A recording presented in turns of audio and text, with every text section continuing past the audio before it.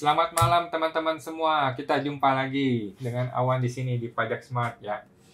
Mohon maaf teman-teman, sudah lama saya nggak live. Hari ini baru live kembali karena baru sempat untuk live lagi hari ini guys. Dan mulai hari ini akan kembali lagi konsisten untuk live setiap hari Senin jam 8 malam. Oke. Saya akan tersedia setiap hari Senin malam jam 8 untuk teman-teman semua secara gratis semuanya. Oke.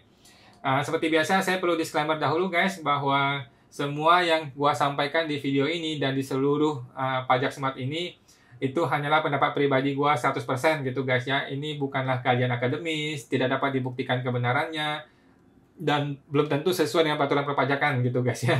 Jadi mohon maaf kalau ada yang salah, mohon dikoreksi kalau ada yang salah gitu guys. Dan walaupun saya seorang konsultan pajak yang resmi ya, tetapi isi video ini bukanlah saran profesional konsultan pajak. Oke? Dan teman-teman semua, Anda semua tidak bisa dan tidak boleh menjadikan video ini sebagai pedoman bagi teman-teman untuk melaksanakan kewajiban perpajakan Anda, gitu guys. Kalau Anda pengen tahu lebih detail tentang pajak, silakan konsultasi dengan konsultan pajak Anda masing-masing atau ke AR Anda masing-masing, gitu guys, teman-teman. Oke, saya tersedia live Instagram setiap hari Senin jam 8 malam. Dan bagi yang mau konsultasi khusus dengan saya bisa langsung hubungi di www.ta202.com ya. Untuk yang mau konsultasi khusus boleh ke www.ta2022.com. Gitu guys.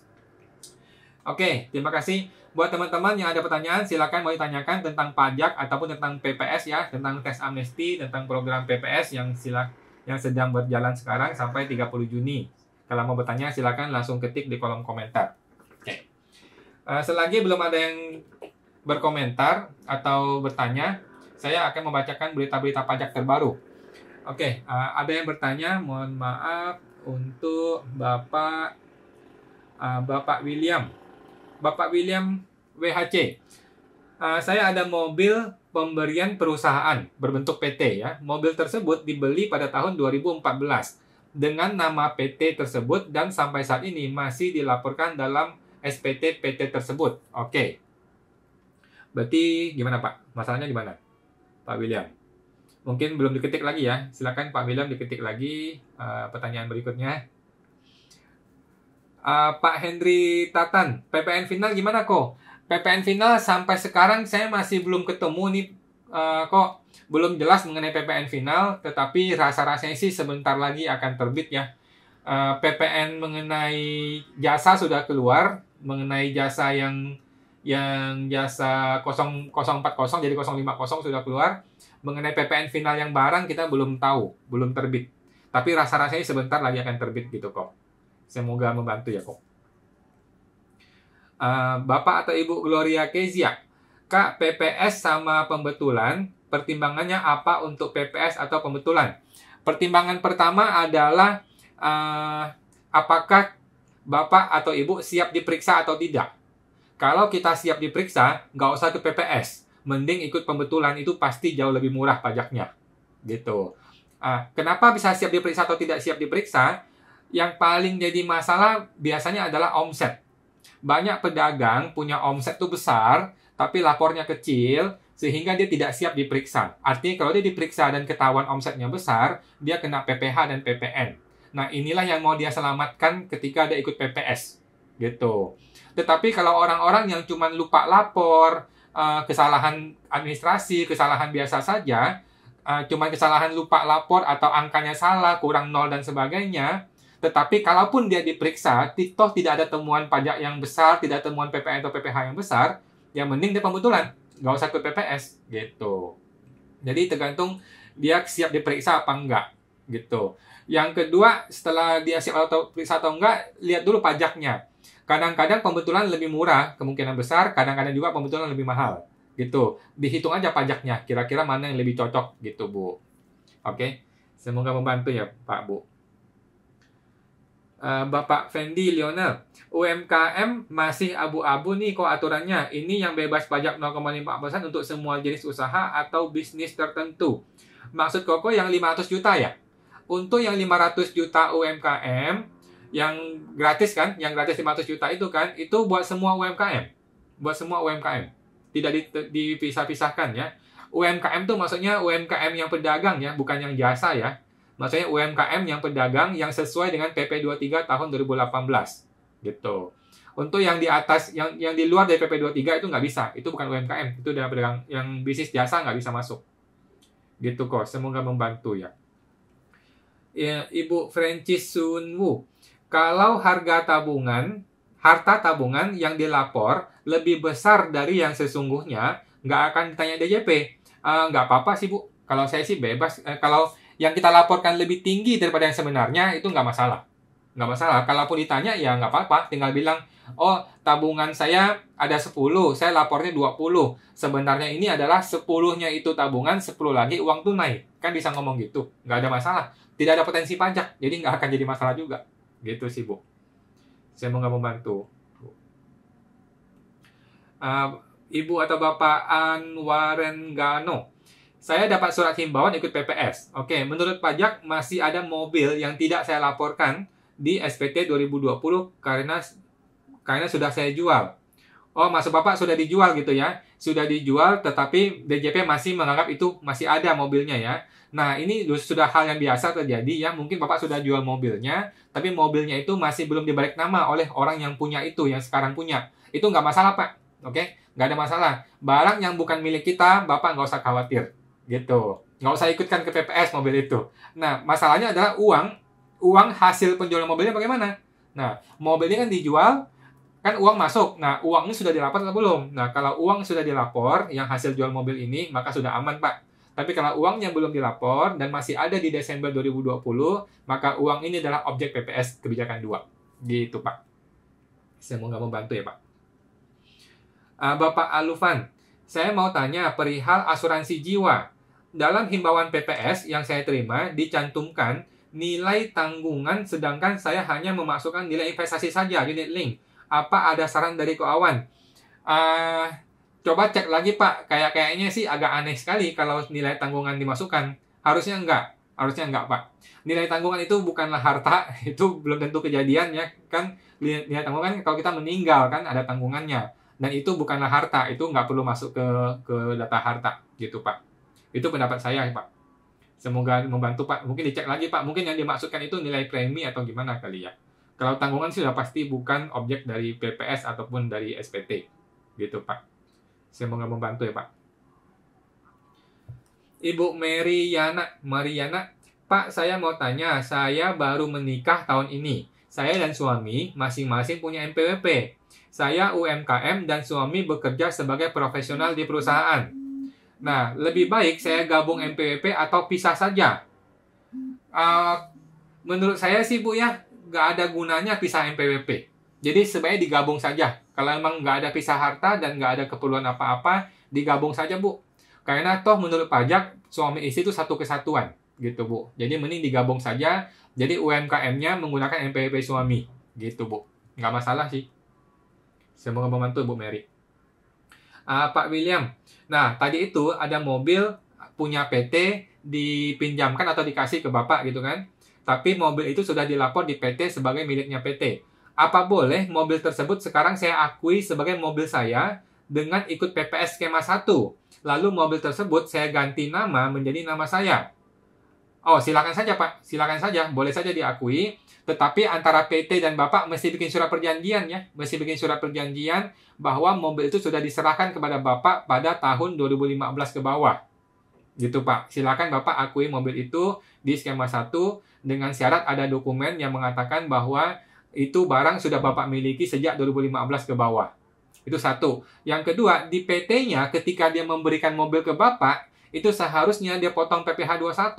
Karena dia memberikan natura, memberikan semacam, sama dia dikasih uang kan, sama aja PT itu kasih gaji ke Bapak.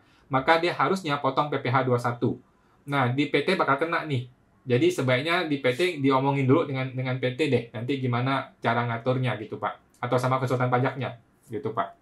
Di Bapak mah bebas. Di Bapak mah bebas mau akuin ini sebagai TPS. Udah boleh. Yang jadi masalah di PT-nya. Di PT-nya dia seolah-olah kasih hadiah kepada pegawainya dan itu belum dipotong pajak.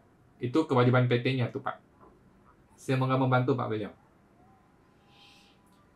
Oke. Dari Bapak atau Ibu Francis Sunwu, kalau nggak ada harta yang perlu ikut PPS, apa sebaiknya ikut aja supaya SPT sampai 2020 nggak akan diperiksa? Menurut saya iya, ikut saja. Nothing tulus, nggak ada masalah gitu. Silakan kita semua ikut saja PPS, walaupun kita sudah lapor pajak dengan baik dan benar, gitu loh. Nggak ada masalah ikut PPS, silakan saja sih, Bu. Nah, tetapi kalau sudah ikut PPS, ingat semua harta harus sudah dilaporkan. Jangan sampai setelah ikut PPS masih ada harta yang belum dilaporkan, itu bisa celaka. Gitu, Bu. Kena 30% nanti kan, sayang. Gitu. Jadi boleh saja ikut PPS, silakan, tetapi ingat ikut PPS semua harus dilaporkan. Gitu. Ibu atau Bapak Iklike. Selamat malam Pak, ketemu lagi. Ya Pak, terima kasih. Pak, emas kalau suatu saat dijual untuk keperluan hidup, apakah akan ketahuannya? Saya rasa nggak ketahuan Pak, bebas saja. Jangan dijual di tempat yang resmi. Tapi ini bukan saran profesional ya, ini cuma ngobrol-ngobrol aja. Ya kalau nggak mau ketahuan ya jangan dijual di Antam gitu. Yang minta KTP NPWP, ya jualnya ke toko emas yang di tempat yang nggak perlu NPWP KTP gitu. Atau jual ke teman gitu. Gitu Pak. Itu cuman ngobrol-ngobrol saja ya Pak ya. Oke, saya mau membantu. Pak William, bagaimana cara pencatatan mobil tersebut di SPT perusahaan? Nah ini, jadi di perusahaan kan dia harus menjurnal balik barang ini dia keluarkan, dikredit kan? Dikredit, di debitnya apa? Debitnya adalah beban gaji seharusnya. Nah, beban gaji ada hutang PPh 21 muncul, gitu Pak. Jadi ada baiknya di PT ini mesti diberesin. Dia mesti keluarkan PPh 21 atas hadiah kepada Bapak ini gitu. Tapi kalau dia kasih hadiah ke Bapak, maka Bapak sudah tidak perlu ikut PPS untuk mobil ini gitu. Mobil ini karena sudah dipotong PPh di perusahaan gitu. Semoga membantu ya Pak. Nah, Bapak Anwar Renggano, saya sudah balas via surat dan sampaikan bahwa mobil sudah dijual dulu tahun 2020. Bagus Pak, sudah bagus. Silakan, sudah balas, sudah dikasih penjelasan, ya nggak masalah Pak. Jadi itu mobil sudah bukan milik Bapak lagi. Sekarang yang penting uang hasil penjualan mobil itu sudah dilapor atau belum. Nah, uang hasil penjualan mobilnya kalau sudah dilapor berarti sudah aman. Gitu Pak. Oke. Bapak Anwar Renggano, apakah sudah benar? Betul Pak. Sudah benar itu Pak. Sudah betul, tinggal dibalas saja, diterangkan saja kepada pajaknya. Oke. Ibu Livia Meldah. Tapi saya disurati suruh bayar 0,5%-nya kok, padahal dagang PP 23. Tadi Ibu Livia mengenai apa ya? Bayar 0,5%. Bu Livia tadi mengenai Bu Livia tadi mengenai apa ya? Mohon maaf, saya kehilangan chatnya Bu Olivia tadi.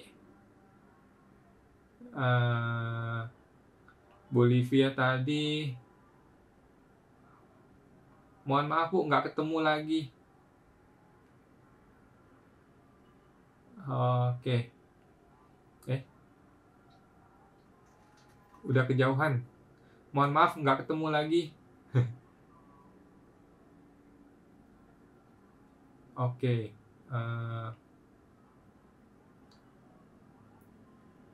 Oke.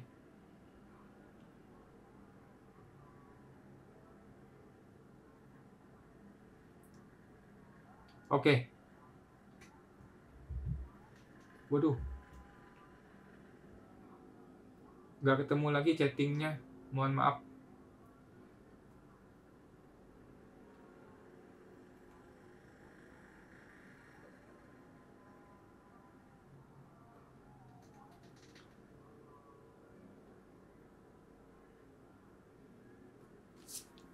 Sebentar ya, mohon maaf, kebanyakan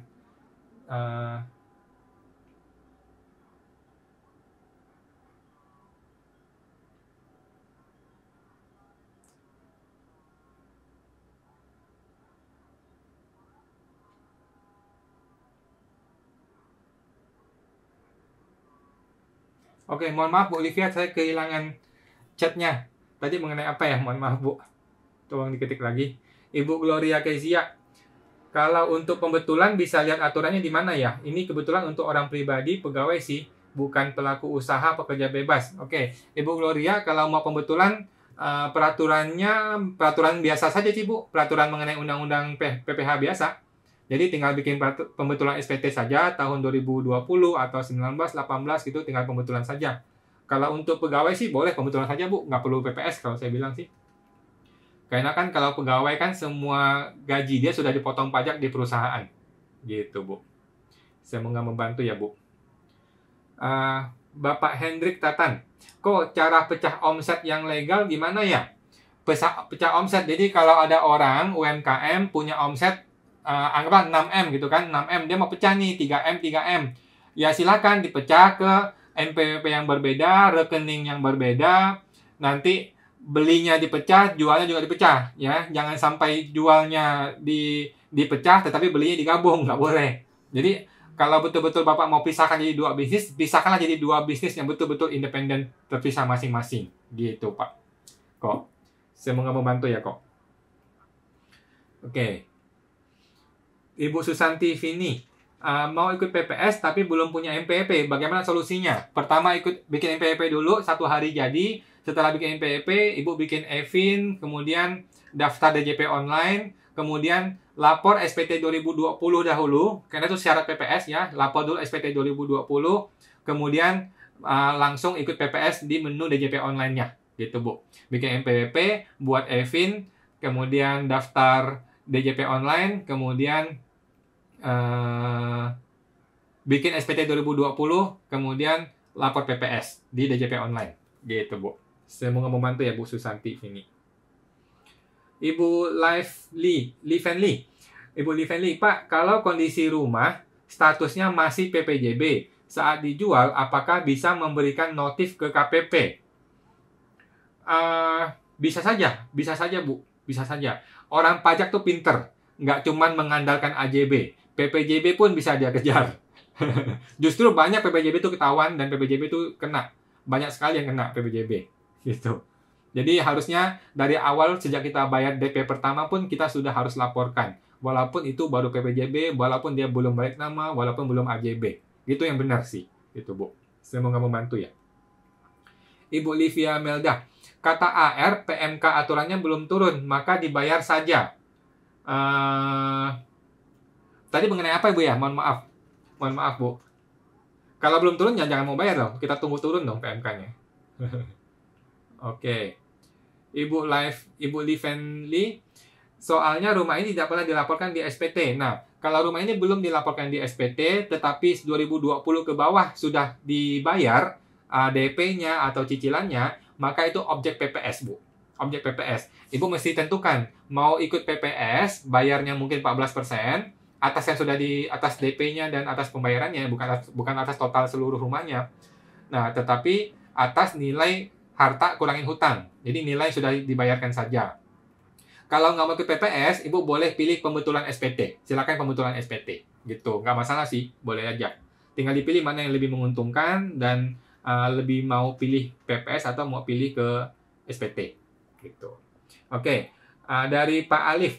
Malam Mas Awan, udah mulai live lagi. SPT badan klien sudah selesai semua ya Mas? Iya, belum selesai semua sih. Cuman kalau perusahaan sudah ada tim yang ngerjain. Jadi ada orang kantor saya yang ngerjain. Kalau orang pribadi agak keteteran kemarin. Gitu Pak. Kalau badan kita cukup rapi sistemnya. Sudah rutin live YouTube dan IG lagi kah? Iya Pak. Semoga saya bisa live lagi secara rutin, bisa YouTube secara rutin. Terima kasih Pak Alif. Oke, kelewatin lagi. Kelewatan.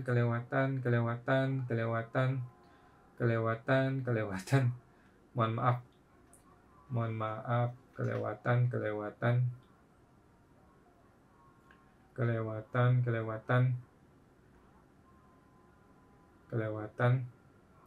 Tadi kan Pak Arif ya. Aduh, kelewatan terus nih. Sorry ya teman-teman, maaf. Salah. Ini kelewatan semua, langsung ke bawah semua. Oke.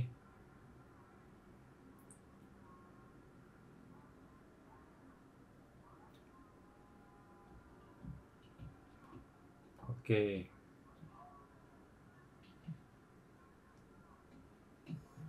Ya. Oke. Pak William, Pak, yang di atas sudah ada 2 pertanyaan lanjutan dari yang pertama.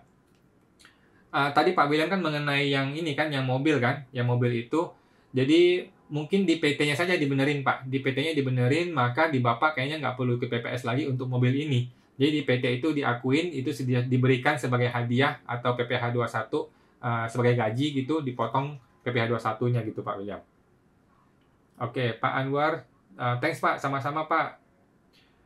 Pak Edi Limartin, Pak Awan, saya punya utang di 300 juta di 2020.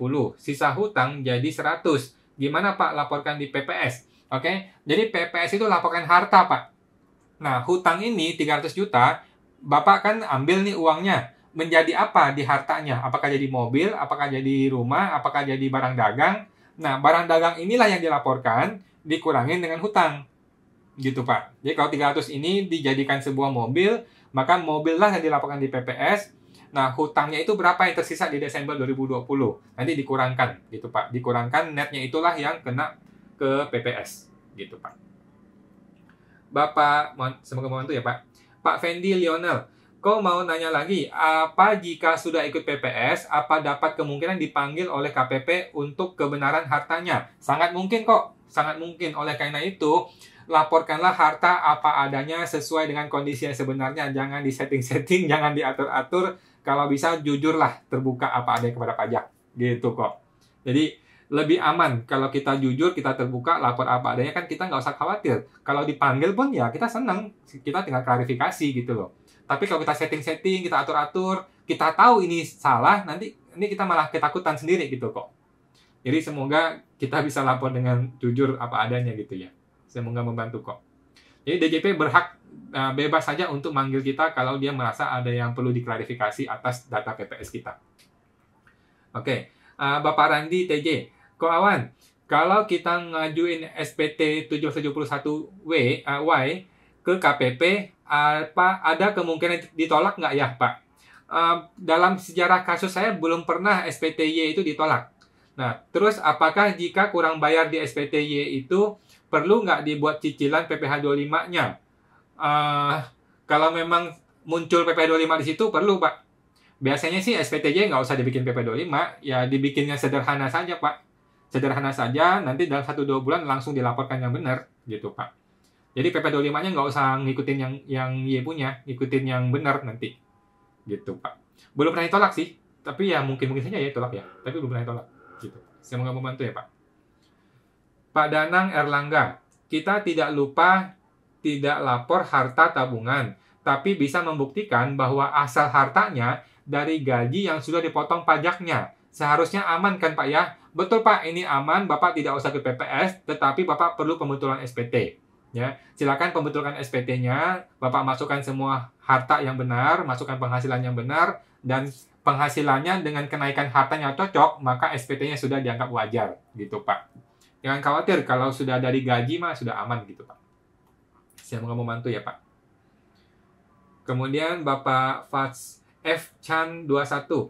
Kok izin tanya, apa keuntungan atau kerugian pisah harta saat pernikahan? Kalau menurut saya pribadi ya, tidak ada manfaatnya pisah harta ketika pernikahan. Secara pajak, semuanya digabung juga kok pada akhirnya. Jadi suami istri adalah satu kesatuan menurut pajak. Jadi kalau kita pisah harta tidak ada manfaatnya, tetapi banyak kerugiannya gitu.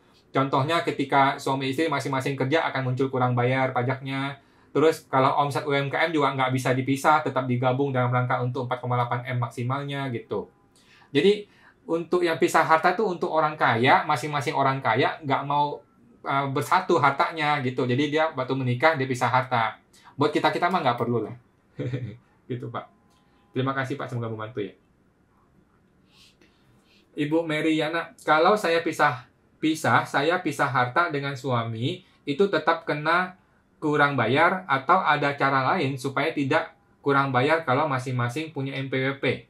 Nggak bisa Bu, gabung aja Bu. Karena justru kalau pisah NPWP itu akan muncul kurang bayar. Kalau digabung tuh malah lebih enak gitu. Karena pajaknya langsung berpusat di satu NPWP suami saja. Gitu sih, Bu. Semoga membantu, Ibu. Ibu Hemila Vela. Oh, Vela. PPS singkatannya apa, Pak Awan? PPS itu program pengungkapan sukarela atau istilahnya teks amnesti zaman dahulu ya. Sekarang program pengungkapan sukarela PPS. Sebelum 30 Juni silakan diungkapkan kalau Ibu Vela ini punya harta di mana gitu, mobil, rumah yang belum diungkapkan di SPT-nya, silakan dilaporkan. Bu. Semoga membantu ya, Bu. Oke. Kemudian Ibu Rosimah Yen. Ko Awan mau tanya, kalau saya udah pernah ikut TA, tapi masih ada rumah pakai nama orang lain saat ini. Kalau ikut PPS, skema berapa ya? Oke. Jadi rumah ini apakah Ibu beli di 2015 ke bawah atau 2016 ke depan? Kalau 2015 ke belakang, maka ikutlah skema 1. Kalau yang 2016, 17, 18, 19, 20 ikut skema 2. Gitu, Bu. Jadi tahun belinya, kapan belinya, itu yang penting. Semoga membantu, Bu Rosima. Bapak Joshua Waturangi, harus gimana ya, Pak? Mohon maaf, Pak, kelewat tadi mengenai apa ya, Pak Joshua? Mohon maaf. Ibu Ufmut, malam Pak, kalau baru bikin NPWP tahun 2021, apa boleh ikut PPS? Jawabannya boleh. Siapapun yang baru punya NPWP hari ini pun boleh ikut PPS. Yang mau baru punya NPWP minggu depan, bulan depan juga boleh ikut PPS. Syaratnya harus sudah lapor SPT 2020. Jadi ketika dia bikin NPWP, yang pertama mesti dilakukan adalah lapor dulu SPT 2020-nya. Gitu, Bu. Baru boleh ikut PPS. Semoga membantu ya. Kemudian Pak Budi 2902. Malam Pak Awan, mau tanya PPS. Saya kebetulan pernah beli BTC di tahun 2017 di harga 50 juta. BTC itu apa ya, Pak? Nah, saya mau ikut PPS. Itu nanti pembuktian atau enggak ya? Soalnya pembelian sudah lama. Pak, semua yang kita ikutkan di PPS sebaiknya bisa dibuktikan. Oke? Kecuali uang tunai. Kalau uang tunai suka-suka lu dah mau gimana. Tetapi yang di luar uang tunai, sebisa mungkin ada pembuktiannya. Kenapa? Karena kan kita bilang ini barang ada nih. Kalau memang kita bilang barangnya ada, kalau bisa dibuktikan. Ada buktinya seperti nomor dokumennya, kalau tabungan ada foto portofolionya. Ini nggak dilaporkan, tetapi sewaktu-waktu jika diklarifikasi, kita bisa membuktikan keberadaannya. Gitu. Kalau uang tunai mah bebas. Kalau uang tunai suka-suka. Gitu. Semoga membantu ya, Pak. Nah, kemudian Ibu Stepi. Ibu Stepis, pembelian mobil ini gimana ya, Ko Awan? Sedangkan DJP hanya menjumlah keduanya dan saya hanya mencantumkan satu saja. Nah, saya mohon maaf tadi ketinggalan mungkin chat sebelumnya, Bu. Jadi, Ibu ada 2 mobil ditemukan oleh DJP, tapi Ibu baru lapor 1 gitu ya ceritanya. Nah, kalau begitu ceritanya, maka yang satu lagi Ibu laporkan di PPS. Gitu, Bu. Kalau nggak mau bayar PPS, Ibu bisa pembetulan SPT. Gitu, Bu. Tinggal pilih mau PPS atau pembetulan SPT, mana yang lebih menguntungkan atau lebih murah. Gitu, Bu. Semoga membantu ya. Pak Ferdi Chardiwin, apakah akan disuruh koreksi SPT beberapa tahun lalu jika selama ini perpajakan suami istri lapor masing-masing sudah sejak dulu dan tidak ada perjanjian pisah harta? Apa resiko terbesarnya? Bisa, Pak. Bisa aja kita disuruh koreksi SPT tahunan beberapa tahun ke belakang. Jadi kalau mau diamankan, ya sudah ikut PPS saja. Ikut PPS dua-duanya ya, suami istri ikut PPS, maka 2020 ke belakang sudah dianggap selesai. Tinggal 2021-nya saja dibenerin. Nah, kalau ke depannya memang tidak mau pisah harta, digabung aja. Digabung aja NPWP-nya, NPWP istri dihapus, nah, tinggal NPWP suami saja dilanjutkan. Gitu, Pak. Tinggal dilanjutkan aja seperti itu. Lebih baik seperti itu sih kalau memang suami istri. Nggak perlu dipisah, mending digabung saja. Gitu, Pak. Semoga membantu ya, Pak. Kemudian Ibu atau Bapak Francis Sunwu. Aslinya kenapa saya lapor uang tabungan lebih besar dari sesungguhnya, itu karena uangnya nyangkut di orang lain dan bukan sebagai piutang. Mungkin juga suatu saat saya dapat uang juga nggak perlu lapor lagi. Ya, betul. Jadi uangnya Ibu tabungan, sesungguhnya kan di sini di dalamnya ada tabungan dan ada piutang. Gitu ya. Ada tabungan, ada piutang di dalam sini. Ya nggak apa-apa. Ibu sudah terlanjur, ke depannya untuk SPT berikutnya 2022 kalau bisa dipecah. Yang tabungannya tabungan, yang piutangnya piutang, gitu. Dilaporkan sesuai dengan kondisi yang sebenarnya. Itu lebih baik, Bu. Semoga membantu ya, Bu. Oke. Dari Pak Mogi Crafty. Pak Awan, mama saya meninggalkan rumah atas nama saya. Sebelumnya, atas nama beliau, ada AJB. Apakah masalah di PPS karena tidak ada pembayaran sebenarnya dari saya ke mama? AJB dan SHM 2013. Oke, pertanyaannya rumah ini sudah dilapor belum di SPT-nya mama? Kalau sudah dilapor, kan berarti ini hibah. Tinggal dihibahkan kepada anak, selesai. Tapi kalau ini belum dilaporkan di SPT-nya mama, maka ini adalah objek PPS. Jadi si bapak atau si koko yang mesti laporkan harta ini di PPS-nya bapak. Gitu. Kalau 2013 berarti masuk ke PPS kebijakan 1. Pakai NJOP 2015. Gitu, Pak. Semoga membantu ya, Pak. Oke. Ibu Livia Melda. UMKM insentif kok. Gimana, Bu? Mohon maaf tadi kelewatan chatnya. Mengenai apa itu, Bu? Mohon maaf, boleh diketik lagi yang lebih rinci. Nah, ini Ibu Livia Melda. Katanya insentif UMKM, tapi saya diberi surat kok himbauan tetap bayar. Padahal saya pedagang UMKM 0,5% yang sudah PP23. Oke. Pertama, ini mengenai tahun berapa, Bu? Ini mengenai 2021 atau 2020? Ibu kan sudah lapor insentif belum? Insentif UMKM yang gratis 0,5% harus dilaporkan loh ya. Ada formulirnya mesti dilaporkan. Apakah sudah lapor? Kalau sudah lapor, harusnya sudah aman. Tetapi kalau ibu nggak lapor, maka ibu tetap harus bayar.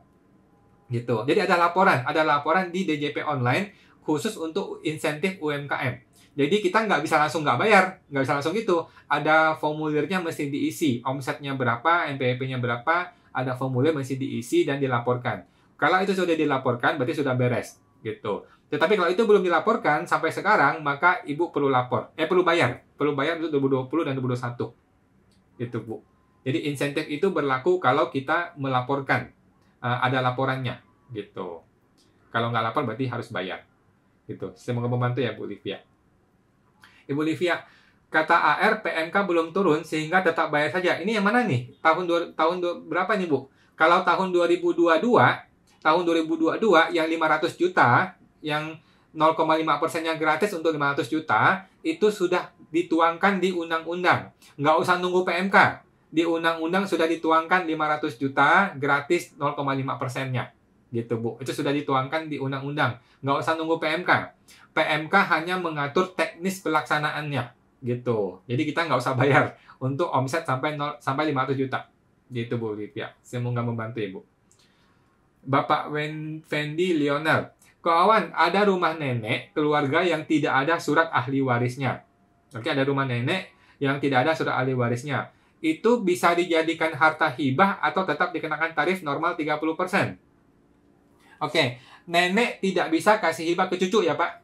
Nenek hanya bisa kasih hibah ke papa atau mama, artinya ke anak kandungnya dia. Nanti si papa atau mama ini boleh kasih hibah ke anak kandungnya lagi, yaitu bapak, Pak Wendy, gitu. Nah, jadi boleh-boleh saja dikasih hibah atau warisan, tapi kepada anak kandungnya, bukan kepada cucu. Jadi hibah atau warisan yang tidak kena pajak itu adalah yang 1 derajat vertikal. Oke, vertikal 1 derajat ke atas papa mama, ke bawah anak kandung. Gitu, Pak. Jadi kalau hibah warisan bisa. Nah, kalau dari nenek ke cucu itu sudah kena pajak normal 30%. Atau ikutkan PPS. Boleh ikutkan PPS gitu, Pak. Semoga membantu ya, Pak. Pak Feli yang 43. Pak, kalau tidak ada harta yang mau diikutkan ke PPS, apa sebaiknya lapor aja dikit uang tunai gitu ya? Atau lebih baik tidak ikut? Kalau saya sih ikut aja, Pak. Ikut saja supaya beres, supaya nggak ada pemeriksaan 2020 ke bawah. Gitu. Kalau saya sih gitu ya. Nggak susah kok ikut PPS, gampang. Tinggal ikut aja, nilai kecil, uang tunai boleh, silakan saja. Gitu, Pak. Semoga membantu ya, Pak. Pak Babeh Bobby. Pak Awan, bagaimana kalau tabungannya hasil dari kerja sebagai karyawan yang sudah dipotong pajak setiap bulannya oleh perusahaan, tapi tabungan tersebut belum pernah dilaporkan? Cukup lapor SPT 2021 saja? Nah, Yang pertama adalah Bapak tidak usah ke PPS, oke? Karena semua penghasilan Bapak sudah dipotong PPh 21 dengan baik dan benar oleh perusahaan. Jadi nggak usah ke PPS, Bapak tinggal pembetulan SPT, Pak. Nah, Bapak kan mau laporkan tabungan nih. Tabungan yang tadinya belum dilapor, sekarang mau dilaporkan. Kalau Bapak tiba-tiba lapor gede di 2021, kan nanti melunjak hartanya. Kan nanti jadi masalah, kenapa penghasilannya sekian, tetapi hartanya jadi naik tinggi. Oleh karena itu, Bapak perlu laporkan mundur. Perlu pembetulan mundur 2020, 19, 18 laporkan mundur sampai angkanya pas, cocok gitu loh Pak. Tapi kalau Bapak malas pembetulan ya langsung 2021 juga nggak apa-apa. Suatu hari kalaupun dipanggil oleh pajak, Bapak tinggal jelaskan bahwa saya punya penghasilan sekian sudah sesuai dengan kenaikan harta saya gitu.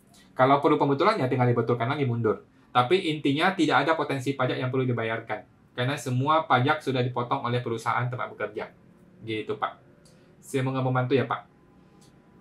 Pak Babe Bobby, apakah harus ikut PPS? Tidak perlu Pak. Jadi seorang karyawan murni yang pajaknya sudah dipotong oleh kantor secara baik, maka tidak perlu ikut PPS. Tinggal pembetulan SPT saja apabila ada harta yang belum dilaporkan. Gitu Pak. Atau langsung masuk ke 2021 juga silakan saja sih. Ini tidak ada potensi pajak. Jadi AR juga males. Gitu Pak. Semoga membantu ya Pak. Kemudian Danang Erlangga. Pak Danang, apakah tabungan pensiun dan jaminan hari tua harus dilapor SPT? Jaminan hari tua, tabungan pensiun. Lebih baik dilapor, Pak. Lebih baik dilaporkan. Ya. Tabungan pensiun dan jaminan hari tua, kalau emang saldonya Bapak tahu angkanya, ya lebih baik dilaporkan di SPT sih. Lebih aman. Gitu, Pak. Terima kasih Pak Danang, semoga membantu. Kemudian Bapak Ferdi, Pak Ferdi Cardiwin. Kapan buat video bahas PPN final, Pak? Kami nggak ngerti maksud PPN final itu bagaimana. Nah, PPN final itu sampai sekarang belum turun PMK-nya, Pak. Nah, PPN final itu artinya untuk usaha tertentu, jenis barang tertentu, dan omset tertentu, itu akan menggunakan PPN final. PPN final itu artinya dia kena PPN 1% atau 2% atau 3% contohnya. Itu sudah final. Jadi tidak perlu menggunakan mekanisme PPN out kurang PPN in, PPN jual kurang PPN beli, PKPM udah nggak perlu. Jadi langsung PPN-nya final. Gitu. Nah, sampai sekarang PMK-nya belum turun gitu. Tapi rasa-rasanya sih dalam waktu dekat akan segera turun. Gitu, Pak. Semoga membantu, Pak. Pak Agus Pur, berapa wajarnya penambahan harta dari penghasilan setahun? Oke.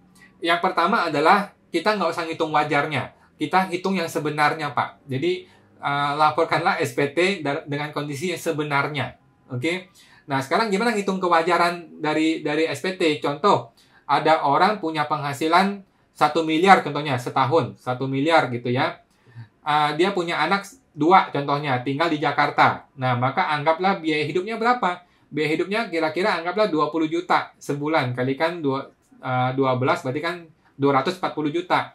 Sisanya sekitar 760 juta. Itulah yang menjadi penambahan harta yang wajar. Tapi kalau hartanya malah naik 1M lebih, maka itu tidak wajar. Itu aja sih hitungnya Pak. Tinggal penghasilan kurang biaya hidup sebenarnya. Gitu Pak. Semoga membantu ya Pak. Ibu Gloria Kezia. Oke Kak, maaf nanya satu lagi. Kalau dikirim surat himbauan PPS, tapi saya memilih pembetulan, apa tidak masalah Kak? Makasih banyak sebelumnya. Silakan saja, nggak ada masalah. Jadi himbauan PPS itu bukan SP2DK, bukan pemeriksaan, itu bukan paksaan, itu menghimbau saja. Kalau memang dirasa kita mau ke PPS, ya bagus. Kalau dirasa kita mau pilih pembetulan, ya silakan saja. Nggak ada masalah, Bu. Santai saja. Gitu. Nggak masalah. Mau pembetulan juga nggak masalah sih. Banyak kok orang yang pilih pembetulan daripada PPS. Nggak masalah, Bu. Saya mau membantu ya, Bu. Bapak Ronica, 54. Kalau deposito 2019 sudah cair di akhir 2020, barangnya sudah tidak ada, harus lapor PPS juga ya? Jawabannya tidak. Tidak ya.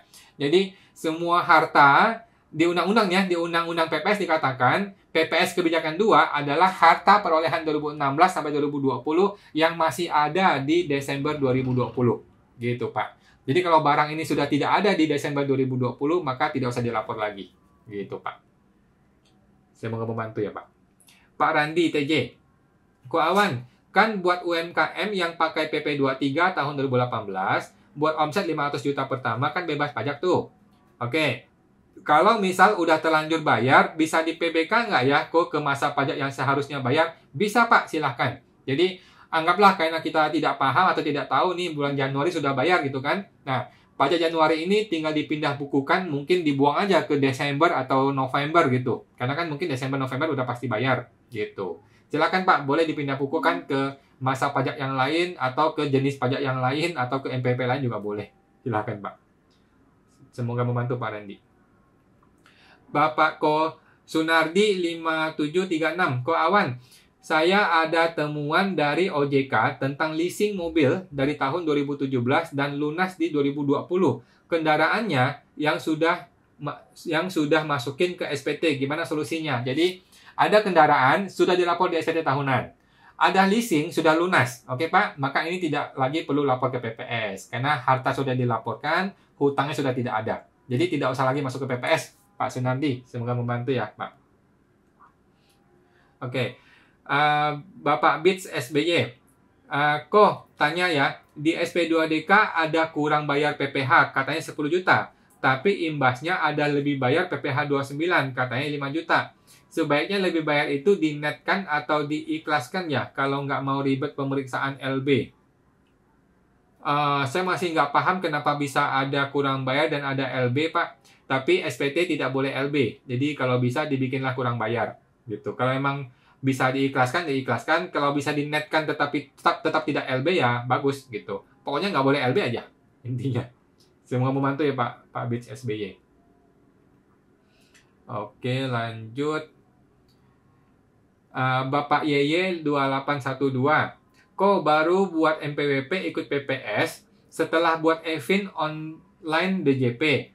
Lapor SPT 2020, SPT 2021 gimana? Karena buat MPWP 2022 ada denda nggak? Berapa persen? Oke, yang pertama adalah Ibu perlu lapor SPT 2020 dahulu. Oke, setelah lapor SPT 2020 baru lapor SPT 2021. Nah, semua SPT 2020 dan 2021 ini apabila ada pajaknya, maka pajak ini sudah terlambat. Artinya akan kena denda. Nah, dendanya berapa? Dendanya kira-kira 2% per bulan. Dikalikan berapa bulan terlambatnya. Gitu. Nggak 2% sih, sekarang sekitar 1,5% per bulan. Gitu. Dikalikan berapa bulan terlambatnya. Nah, denda ini nanti tunggu dikirimin surat. Nah, dikirimin surat denda barulah kita bayar. Kalau belum ada surat denda, nggak usah bayar dulu. Gitu, Bu. Semoga membantu ya, Bu. Bapak VV68. Kok tolong tanya, untuk renovasi rumah, mengapa harus dilaporkan juga? Menambah hartakah? Apa tujuannya, Pak? Oke. Renovasi rumah itu kan membuat rumah itu menjadi bernilai lebih tinggi. Sehingga rumah yang tadinya 1 lantai jadi 2 lantai. Yang tadi harganya 100 juta jadi 150 juta contohnya. Oleh karena itulah kita harus laporkan nilai yang terbaru, yang renovasi ini. Sedangkan renovasi rumah itu mengurangi tabungan, ya kan? Kan ngurangin duit. Nah, padahal kan duit kita cuma berubah bentuk menjadi renovasi ini, gitu. Jadi renovasi perlu dilaporkan sebagai harta karena nanti mengurangi harta yang lain, gitu. Kalau nggak dilaporkan di renovasi kan, maka uangnya turun. Berarti kan SPT-nya turun. Padahal kan tidak. Gitu, Pak. Harta tidak bertambah sebenarnya karena tabungannya berkurang untuk bayar renovasi ini. Gitu. Nah, tujuannya adalah supaya SPT-nya balance, seimbang gitu. Jangan sampai uangnya hilang padahal masih ada di renovasi rumah ini yang nggak dilaporkan. Gitu, Pak. Semoga membantu ya, Pak. Bapak Jandi Utama. Malam kok, kalau saya pegawai swasta dan pajak sudah dibayar oleh perusahaan, apa perlu ikut PPS? Thanks kok. Oke, jawabannya tidak perlu. Jadi semua yang namanya pegawai swasta yang gajinya sudah dipotong PPh 21 di kantor, tidak perlu PPS. Bapak nggak usah dengar lagi mengenai PPS, karena semua pajak Bapak sudah dibayar dengan baik dan benar oleh perusahaan. Gitu, Pak. Kalaupun Bapak ada harta yang belum dilaporkan, silakan dilaporkan di SPT pembetulan. Gitu, Pak. Silakan, Pak. Semoga membantu ya, Pak. Oke. Ibu Susanti Vini. Malam kok, kalau UMKM jualnya cash atau tunai, apakah harus tercermin di rekening bank? UMKM jualannya cash atau tunai? Tidak perlu, Bu. Tidak perlu. Jadi kalau jualannya cash, kemudian Ibu bayar juga supplier pakai uang cash, ya nggak ada masalah. Nggak perlu tercermin di rekening bank. Gitu. Tapi apakah perlu dilapor? Jawabannya iya. Perlu dilaporkan di SPT. Kalau Ibu berniat baik, kalau Ibu mau jadi orang jujur. Jadi laporkanlah apakah itu bentuknya cash ataupun di rekening, tetap perlu dilaporkan sebagai penjualan kita. Gitu, Bu. Itu yang benar, gitu, Bu. Semoga membantu, Bu Susanti. Bapak Sony Tan 608. Selamat malam, Mas Awan. Saya mendapatkan surat himbauan untuk mengikuti PPS disertai dengan data temuan DJP. Oke, Pak. Kelanjutannya bagaimana, Pak Sony? Bapak David M. Bun. Malam, Kak Awan. Kantor konsultan daerah mana? Saya di Kemayoran, Pak. Di Kemayoran, Jakarta Pusat, Pak David. Semoga membantu, Pak. Pak Lee Frey. Pak, ada aset rumah 2013. Mau ikut PPS. Nah, nentukan harga buat PPS dari NJOP atau harga beli awal. Untuk 2013, itu kan kebijakan 1. Kebijakan 1 menggunakan NJOP 2015. Oke, Pak? Kebijakan 1 menggunakan NJOP 2015. Khusus untuk properti, ya. Semoga membantu, Pak. Bapak Pokemon Wati 16. Pak Awan, kalau ikut PPS uang tunai yang kebijakan 1, apa ada syaratnya? Terus jawabannya nggak ada syaratnya, bebas saja. Terus kalau sudah ikut, apa pasti nggak ada pemeriksaan berkaitan dengan uang tunai ini? Terima kasih, Pak Awan.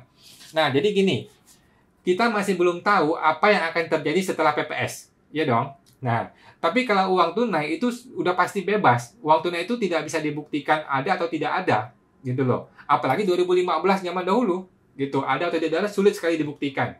Jadi bebas saja uang tunai, suka-suka aja. Gitu. Nah, saran semua konsultan adalah laporkanlah sesuai dengan kondisi yang sebenarnya. Gitu sih. Jadi kita nggak usah khawatir, nggak usah worry gitu loh, nggak usah takut ada pemeriksaan gitu. Dan by the way, setelah PPS tidak mungkin ada pemeriksaan ya. Setelah PPS tidak ada pemeriksaan. Yang ada adalah verifikasi dan klarifikasi. Gitu. Mungkin orang pajak mau mengklarifikasi sesuatu, mereka bebas, boleh mengklarifikasi dan kita harus jelaskan. Gitu sih, Bu. Semoga membantu, Bu. Bapak Saiful 007. Malam kok.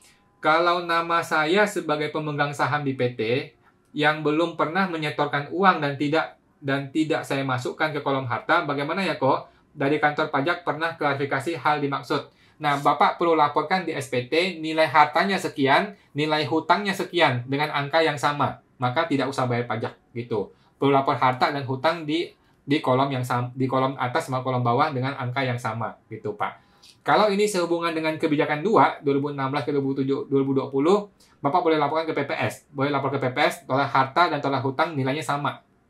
Gitu. Tinggal tambahin harta yang satu lagi supaya ada kurang bayarnya. PPS tidak boleh 0 ya, PPS tidak boleh bernilai 0. Gitu.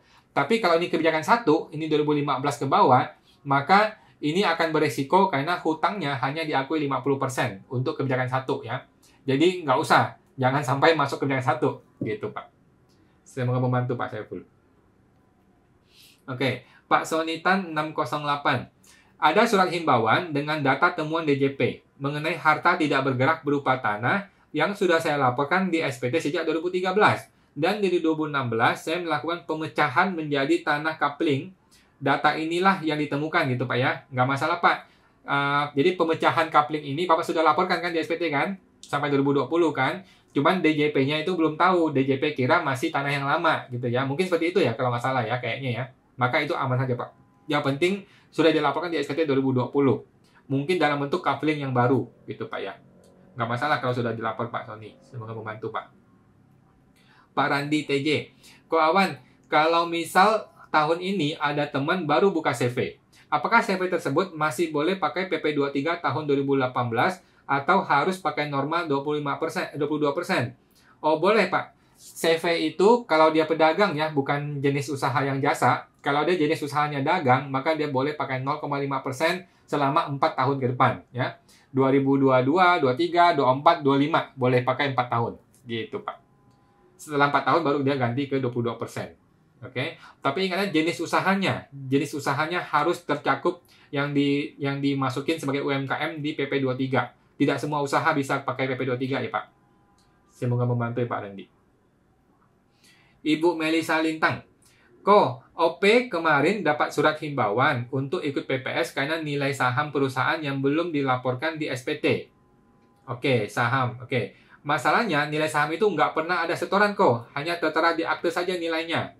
Oke, nah kalau ini kebijakan 2, Bu, kalau ini kebijakan 2 kan hutang boleh diakui semuanya. maka masukkan saja di PPS kebijakan 2, nilai hartanya sekian, nilai hutangnya sekian, sama angkanya. Gitu.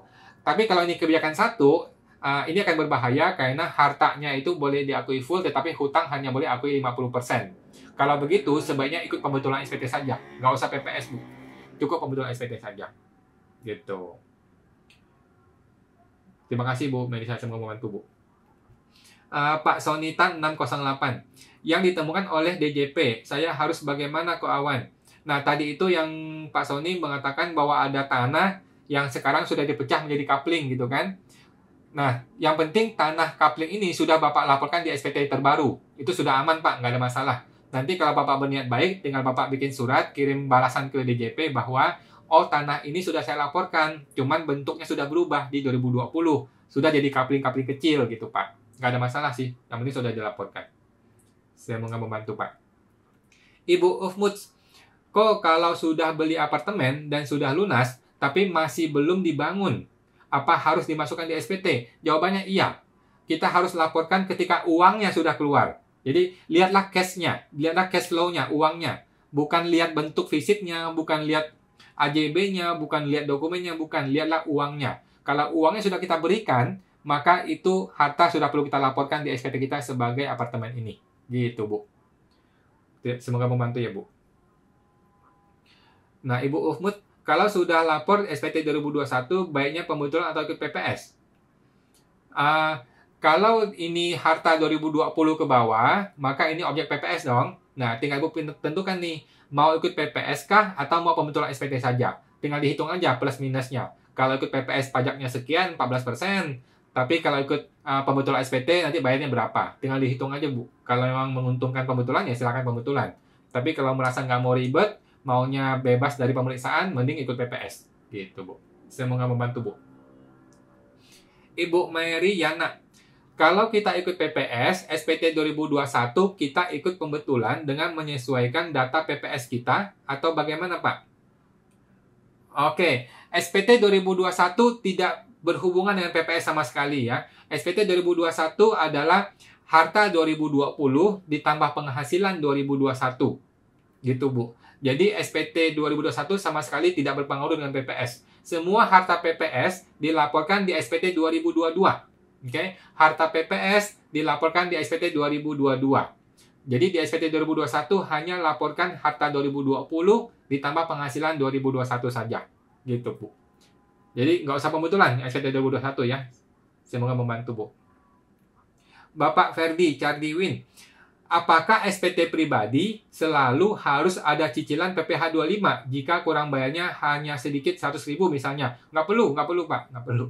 Jadi PPh 25 itu akan muncul kalau kita mencentang, kita mensilang satu kolom, satu titik di SPT kita yang namanya PPh 25 tahun berikutnya. Kalau kita centang, maka muncul angkanya dan kita harus bayar. Kalau kita tidak centang, itu nggak usah bayar. Gitu. Nggak perlu, Pak. Terima kasih, semoga membantu, Pak. Bapak Anwar Renggano, kalau ikut PPS sekadar amankan nggak diperiksa, dengan ungkapkan uang tunai 100.000, amankah kok? Jawabannya bebas, Pak, nggak ada masalah. Yang jadi masalah adalah masih ada yang belum dilaporkan nggak? Nah, itu masalahnya. Kalau masih ada yang belum dilaporkan, ya nanti jadi masalah. Gitu. Jadi, kalau mau ikut PPS, maka ikutlah semua. Laporkanlah semua. Jangan sampai ada yang ketinggalan. Gitu sih, Pak. Nah, lanjut. Oke. Udah mau habis waktunya. Sebentar lagi ya. Mohon maaf, teman-teman. Ibu Susanti Vini, kok kalau suami dan istri UMKM masing-masing punya NPWP, 500 juta omset tidak kena pajak, apakah masing-masing 500 juta atau digabung 500 juta? Nah, ini kita belum tahu, Bu. Nah, ini kita belum jelas teknisnya, masih nunggu PMK yang ini. Tapi feeling saya tetap digabung sih. Feeling saya digabung. Jadi masing-masing 2,5 gitu sih. Atau diambil oleh suami saja atau diambil oleh istri saja. Gitu. Sejauh ini seperti itu yang saya pahami, tetapi ini mesti nunggu PMK. Oke, pertanyaan ini sama sekali belum dijawab oleh undang-undang. Gitu, Bu. Semoga membantu ya. Kita tunggu PMK ini, Bu. Oke, semoga membantu, Bu. Bapak Liv Jeffrey, Pak, suami istri tidak pisah harta. Apa benar dalam laporan SPT tabungan istri juga ikut dicantumkan dalam SPT suami? Betul. Jadi kalau dia tidak pisah harta, maka harta istri dan suami adalah satu paket. Dilaporkan di SPT suami semuanya. Gitu, Pak. Jadi secara pajak suami dan istri adalah satu kesatuan. Kalau dia tidak pisah harta, maka semua harta suami dan harta istri digabung di SPT-nya suami. Gitu, Pak. Semoga membantu ya, Pak. Bapak Joshua Waturangi. DJP email untuk ikut PPS karena ada data kendaraan yang menurut mereka 2 dengan total 600 juta. Sedangkan realnya saya cuma punya 1 kendaraan dengan harga 287 juta setelah potong diskon. Oke, jadi begini Pak. Ada kemungkinan saudara Bapak atau Papa atau Mama atau Paman atau siapa beli mobil atau beli kendaraan pakai nama Bapak. Gitu. Coba tanya dulu ke mereka, ke saudara-saudara, ada nggak yang beli barang mobil numpang nama Bapak? Kalau ada, maka itulah dia barangnya. Suruh si saudara ini laporkan di SPT-nya dia masing-masing. Gitu. Tapi kalau memang sudah tidak ada, maka Bapak cuekin saja. Cuek saja, nggak usah takut, nggak ada masalah. Mungkin itu Bapak pernah jual mobil atau motor belum dibalik nama oleh orang yang baru beli itu. Gitu, Pak. Nggak ada masalah. Barang yang bukan milik kita, nggak usah khawatir. Nggak usah dilaporkan, nggak usah pusing. Gitu, Pak. Saya mau membantu, Pak. Pak Joshua Waturangi, ternyata di data mereka 300 juta double input jadi 600 juta. Oh ya gitu, ya sudah. Santai Pak, kita akui satu saja sudah betul. Kalau Bapak berniat baik, Bapak boleh laporkan, bikin surat balasan. Tolong kepada KPP diperbaiki data saya gitu. Itu double loh, nggak cuma ada 1 gitu Pak. Dikirim surat balasan aja Pak kepada DJP menjelaskan hal tersebut. Gitu. Semoga membantu ya Pak Joshua. Pak William HC. Pak, tadi yang tanya mobil itu perusahaannya sudah tidak aktif. Jadi bagaimana PPh 21-nya? Oke, kalau perusahaan sudah tidak aktif, sekarang tinggal Bapak aja. Bapak laporkan di PPS kebijakan 1 atau kebijakan 2, tergantung dari kapan diserahkannya kepada Bapak, diberikannya kepada Bapak. Bapak laporkan sudah beres, Pak. Gitu. Kalau bisa sih ada surat perjanjian atau surat pemberian gitu dari PT tahun 2000 berapa gitu. Nah, kalau dari 2015 ke bawah, boleh masuk kebijakan 1, kalau 2016 ke 2020, kebijakan 2. Gitu, Pak. Semoga membantu, Pak William. Ibu Ufmut, Kak, apa dividen dari jual saham, apa bisa dimasukkan di harta SPT? Kalau bisa, pakai keterangan apa? Bisa, Bu. Kalau dividen dari saham, bentuknya apa nih? Apakah bentuknya uang kas atau uang rekening? Kalau uang ditransfer ke tabungan, ke rekening kita, maka masuk sebagai harta tabungan 012. Tapi kalau dividen itu Ibu belikan lagi saham yang baru, maka dia dilapor sebagai saham. Saham yang kode 031. Ya, saham kode 031. Kalau dia tabungan 012. Seperti biasa, Bu. Laporkan sesuai kondisi sebenarnya. Semoga membantu, Bu. Bapak Adi Satya Gunadi. WPOP mempunyai saham di PT non-bursa. Kalau mau ikut PPS pakai nilai nominal atau perlu dilakukan penilaian oleh KJPP, Pak? Kalau saya sih pakai nilai nominal aja ya. Karena appraisal ribet lagi. Kalau mau penilaian kembali ribet. Pakai nilai nominal aja, Pak. Nilai nominal sesuai dengan akte. Sesuai dengan akte gitu, Pak. Saya mau membantu ya, Pak. Kemudian Melisa Lintang, Ibu Melisa, kok kalau nilai saham OP di perusahaan yang sebenarnya nggak pernah ada setoran modal gimana ya kok? Soalnya dikirimin surat himbauan sama KPP untuk ikut PPS. Nah, kembali lagi, kalau memang itu belum disetor, maka Ibu boleh laporkan di PPS sebagai hartanya nilai sekian, hutangnya juga ditulis. Hutangnya dengan nilai yang sama persis. Gitu, Bu. Jadi, netnya itu tetap 0. Nah, tapi PPS nggak boleh 0 ya. PPS tidak boleh 0, harus diisi senilai tertentu, tambahin lagi harta yang lain. Jadi ada harta saham, kemudian ada uang tunai contohnya sekian, baru di bawahnya ada hutang. Nah, hutangnya harus sama dengan nilai sahamnya. Gitu. Maka Ibu tinggal bayar 14% atas yang uang tunainya saja. Gitu. Semoga membantu ya, Bu. Oke. Bapak Adi Satya Gunadi. WP Badan belum ikut TA. Mau ikut PPS. Kebijakan 1. Atau 2 bisa, Pak. WP Badan hanya boleh yang WP Badan tidak ikut TA, nggak bisa ikut PPS sama sekali. Ya, oke. WP Badan belum ikut TA, nggak bisa ikut kebijakan 1. Kalau kebijakan 2 memang nggak bisa. Oke, Pak. Jadi WP Badan, mohon maaf ya. Tolong dibentukkan SPT-nya. Nggak bisa ikut PPS. Oke. Oke, waktunya sudah habis. Akan jawab yang terakhir ya untuk ini ya. Karena saya ada meeting lagi nih habis ini, mohon maaf. Bapak Authentic Store 2018. Pak Awan, saya sudah ikut PPS dari Januari, tapi dapat email bulan April. Ada temuan harta yang kurang dilapor. Padahal sudah ikutkan PPS. Bagaimana ya Pak? Nggak masalah Pak, cuekin saja. Cuekin saja email itu. Karena email itu kan mungkin dia nggak konfirmasi ke PPS-nya Bapak. Nah, email itu kan dasarnya adalah temuan dibandingkan dengan SPT 2020. Dia tidak membandingkan dengan PPS, gitu Pak. Jadi nggak masalah. Yang penting yang temuan ini sudah dilapor ke PPS, sudah aman Pak. Gitu Pak. Kalau Bapak berniat baik, silakan dibalas suratnya. Gitu. Temuan hartanya itu sudah dilapor ke PPS. Sudah aman Pak, sudah aman. Santai Pak, santai. Sudah aman, nggak masalah. Kalau Bapak berniat baik, ya silakan dibalas emailnya, menyampaikan bahwa terima kasih atas himbauan ini, saya sudah laporkan PPS sesuai dengan himbauan dari email ini. Gitu Pak. Gitu. Oke, buat teman-teman semua, mohon maaf saya harus selesai karena saya ada meeting lagi habis ini. Gitu. Saya akan standby di setiap hari Senin jam 8 malam. Kalau teman-teman mau bertanya lebih lanjut, kalau mau konsultasi khusus bisa cek di www.ta2022.com ya. Kalau mau hubungi saya langsung di konsultasi khusus bisa di www.ta2022.com. Oke. Mohon maaf teman-teman, saya harus pergi karena ada meeting lagi jam 9 nanti, 9.30. Oke, terima kasih. Selamat malam teman-teman semua. Mari.